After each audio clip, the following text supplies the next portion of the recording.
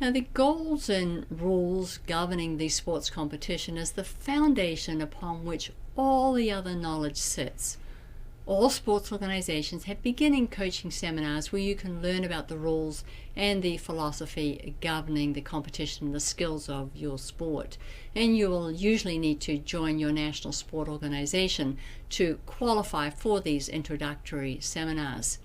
And once you have a sound base of knowledge about the rules governing the sport and its competition, the next phase is to examine the motor performance abilities and skills the athlete must develop. Usually, these motor performance abilities involve some combination of strength, endurance, speed, coordination, and flexibility that together form the athlete's physical work capacity.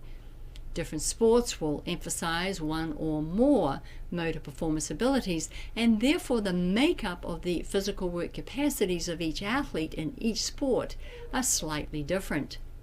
Playing basketball requires a very different ratio of the 5 motor performance abilities than that needed for sprinting 100 meters or for playing volleyball. Together, the physical work capacities, in addition to the skills required by the sport, will reflect the athlete's performance that is analogous to the roof being held in place by the supporting structures. And in the case of an athlete's performance, the supporting structure is depicted here as a central pillar that's constructed from 3 age-specific prevailing beliefs. There are the beliefs about the type of training that best enhance the athlete's physical work capacity for the sport. There are beliefs about sound teaching pedagogy so that optimal learning can occur.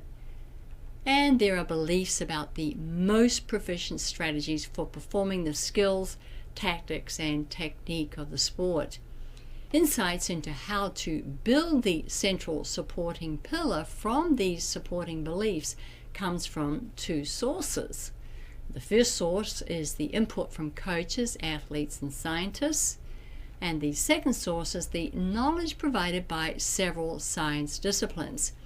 Coaches and athletes, on the one hand, are constantly experimenting with the best technique to use for optimal performance of a skill and the type of training that will effectively develop endurance, speed, strength, coordination, and flexibility components in exactly the right proportion. Sports scientists will weigh in with their research findings, agreeing or disagreeing with the current coaching practices, and they will offer their additional insights. And out of this, we arrive at a set of theories about how an age-appropriate training program is designed, the best way to teach sports skills, how to modify training according to the athlete's age, and the relevant technical and tactical knowledge the athlete needs in order to compete successfully.